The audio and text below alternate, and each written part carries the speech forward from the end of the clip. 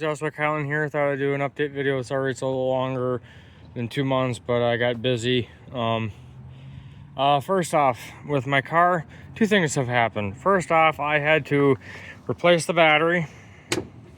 Had to go with the Group 48 size battery, opposed to the battery that was in here after they replaced it when I bought the car. They replaced it with a small lead calcium type battery. The main reason it's cheaper to make and it's better. No, it's not. Not when it's a 2.0 liter diesel and negative 20. I think what was happening, that battery would drop so low that the ECM would just shut off completely. So there's that.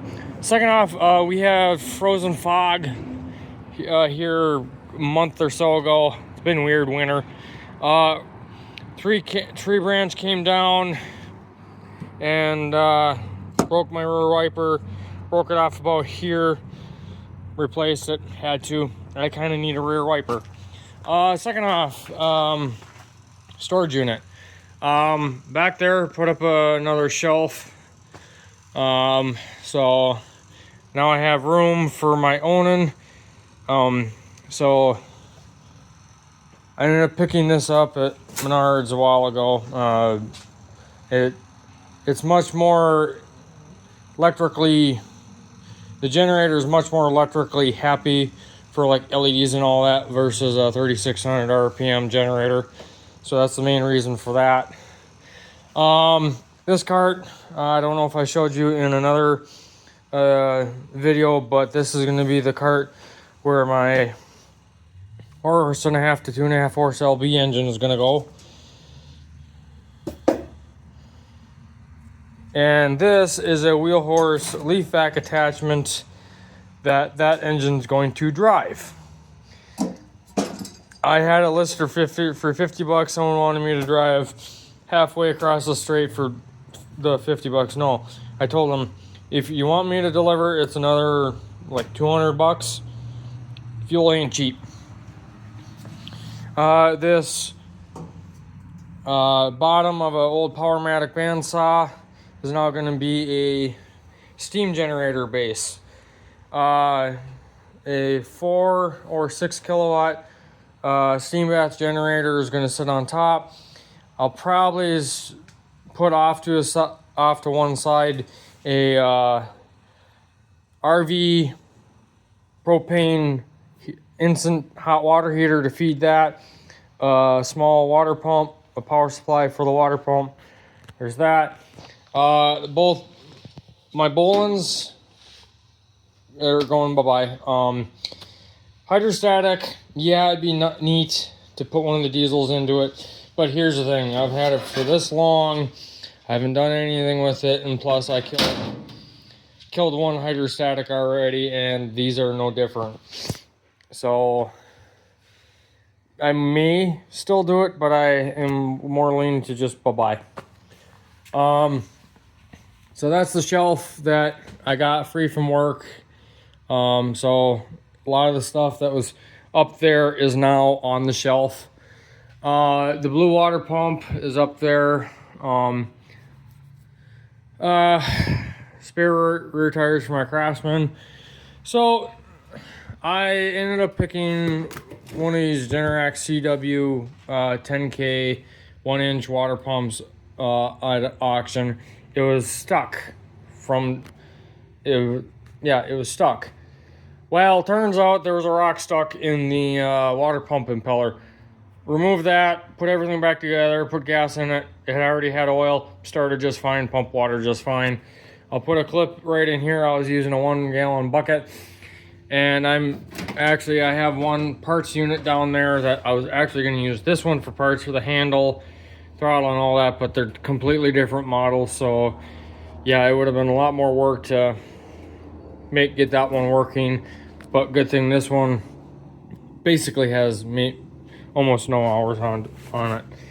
So I like these solid hoses. I actually used the output from that one as the intake of this one because, I use the intake of that one as the output of this one because the roll-up hose. I actually have two. One from doesn't like to go around corners that well. So there's that. As you can see, now everything, I can actually walk back here instead of having stuff all over. Had a slight accident with this thing that was in the corner. Whoops, I'll pick that up another day, maybe this weekend. So this shelf was fun to put together because it's bolts. Oh well. So yeah.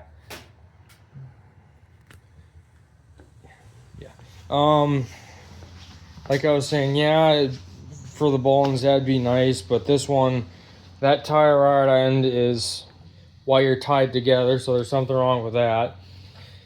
The engine, I can't tell if it runs or not because starter packed it in.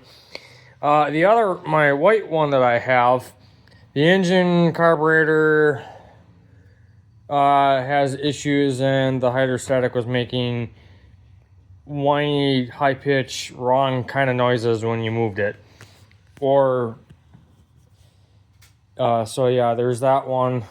So this one might be better, but judging by the muffler, it's missing its crankcase vent. Yeah. I have the two tractors, the front mount snowblower, plow, and mower deck, and plus all the other bits listed for $600. I'll probably drop it to $400. I just want them gone. That way I can bring another tractor in here, most likely the Honda that's up at my storage container. So there's that. So yeah, I'm kind of glad that shelf got put up. I'll be right back. I'm back. So update on the Onan. A couple things. I don't see myself running the 6-gallon tank much at all, so I'll probably keep the 3-gallon tank. But say if I want to run this out of the showgrounds during the harvest show, I'll probably run the 6-gallon tank. I ended up getting a new governor spring for about half price, about $20, so not bad. Readjusted all the linkages, the idle. Seems to run better, but the main thing is I think this generator does not like 20 degrees. Because the EUX series generators, they have a box around the air filter, a thermostatic controlled box. When it's cold out, it pulls from near where the exhaust is. So I think that's the main problem with this. No biggie. Second off, I tried this voltage regulator on AC, an isolation transformer. Problem is the generator excitation winding is DC. My bad. I'm gonna try that on DC. If it works, I'll put it on. If not, I'll probably just continue running that battery charger. No big deal. Second off, or third off, whatever. I'm not gonna do an exhaust turn down. I figured out how to get the flapper to work. I had to drill a hole and add a bolt so that where the pivot is, this is slightly heavier than both 4, so it doesn't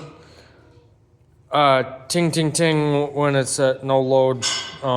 So it works much better now. It does close, but not as hard. So there's that. So this thing is about ready to go up to my storage unit and live its rest of its life.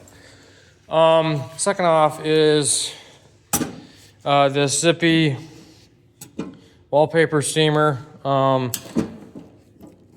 tempted to use just because there's a safety valve on this, but the previous guy who made a wire diagram covered these holes, so I poked those. Or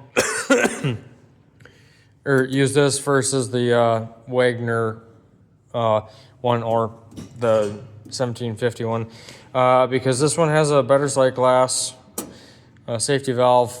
My plan is to have a manifold, have a shut off, and have a pressure gauge and probably a smaller safety valve I only need like 5 pounds of steam pressure. I also removed the wheels off of it. Problem with this is there's 3 bolts missing in this corner, like 1 here and then 2 here, plus a bunch of corrosion. So I'm not sure how well this thing will last. The bottom tank and top lid are aluminum with a gasket. There's a lot of corrosion all over. I looked in here. The inside is heavily scaled, so if I descale it, how much is it going to actually leak? So there's that question on this thing. So another thing is that I'm kind of working on a low-cost tank drain pump. So I got the 12-volt fuel pump that came with that generator that is not right. Some discarded alligator clips that I'll wire directly to this, and so that way I can pull gas out of the bigger tanks and basically dump it into any tank I want, just so, yeah. So there's that. I was thinking about using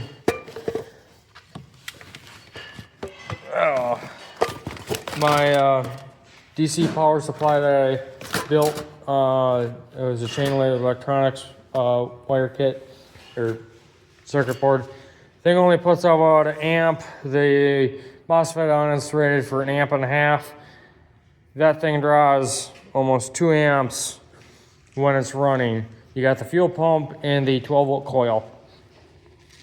Amp and a half. So that one is out of the running. I was looking at another one. It needs higher voltage or lower voltage to make the 13.8 charging voltage. So the hunt still is on for replacement because yeah, the diode would work, but maybe a resistor after to drop the voltage, but I'm not sure. So I'll probably fire this up this weekend, let it run. Today's Tuesday, 4/21. I'm gonna be fixing my trailer lights this weekend, and maybe a couple other things. So there's that too. So I'm back. So as you can see, I'm on the electronics workbench down at Makerspace. So a couple things. The Briggs voltage regulator will work on DC instead of me trying it on the AC, so that's kind of nice. But problem is if I feed it directly 25 volts, which is maybe it's 15 volts. Honestly, I don't know. I'll have to double check the generator again. Or the smokestack form. I put all the information there. If I do feed it 15 volts, it will keep it around 13.3, 13.4. It really all depends on how it feels, in about 3 amps, which will be fine. But if I put it at the full 25 volts that comes out of the stator, or the excitation winding, this thing will push it over 16 volts. And I think I popped it because it was pulling like 200 watts. I don't think this is rated for that for continuous. Whoops. So I know it's rated for DC. I can run it on DC, but I don't know if there is going to be any regulation on it.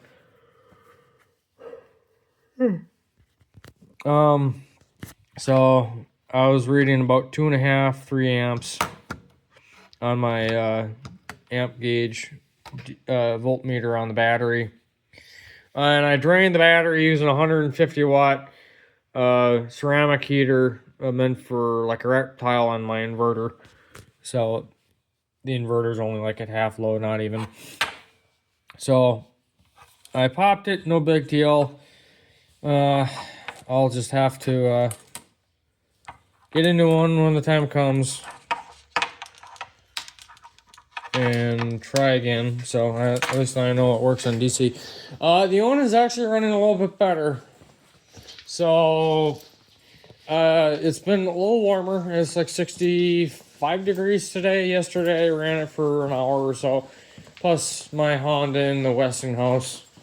The Honda was a little grumpy when it was cold out, when I had to fix my lights on my trailer. So I did adjust the main jet a little bit, increase the fuel a little bit. It dropped the exhaust temps to below, I think, 600 degrees, so it's running a little cooler, so it's not overheating. I think that was part of the reason why I was pre-detonating. So there's that. A couple more things. So I picked up these two old style Radiant / forced air heaters. This one I completely replaced the cord on. It had a very long 18 gauge 3 conductor cord. I didn't like that, so I put it 14 gauge power cable on it. Still works. Had to do a double crimp on the hot. And I did that. I took one of the yellow spades, pulled the plastic off, and just crimped it like that using the uninsulated crimper. Called it good at that. Put some heat shrink over it so it doesn't short out. This one, on the other hand, this one's actually rated more than that one. This one had this plug on it. I didn't feel safe with it on, so I figured I'll replace power cord on this one. This one is much more tied in. The hot has a wire nut on it, and I just don't want to really disturb it just because of, as you can see, there's a lot of crustiness still on this, and I did clean it quite a bit. So this one I just opted to put a new plug on. I marked which one was neutral. I back probed it with my, pulled this off, found which one was neutral based off that one wiring. I have not yet tested it, but I'm pretty sure it's going to be fine. This one isn't polarized, and it's missing its cover, so I just opted to get in one. I thought about using this one I had, but I didn't like how open that one was compared to this one, and this one's a little less bulky, so that's kind of nice. Finally sold the snowblower. That thing is bye-bye. And the guy was very nice. He actually told me a couple things that I didn't know about those snow blowers. So if I get another one like that, I will make sure I pay attention to that. I've been slowly working on the electric fuel pump project, but I did find a couple pieces that I can just use the hand pump on the priming bulb on the hose that I'm going to use, and I'll just connect this to it, put this in the whatever tank I want, and then just call it good at that. So there's that. So I'm gonna I think I might run this for a little bit just to see if both of them work, and then I'm gonna load this up and bring this to my storage unit. That way it's no longer down here. And when I get a chance to deal with the charging system, I will bring it back down here. So thanks for watching. Please comment, rate, subscribe, and I'll see you next one. Bye. One final thing, here's the Onan generator running under a 3650 watt load.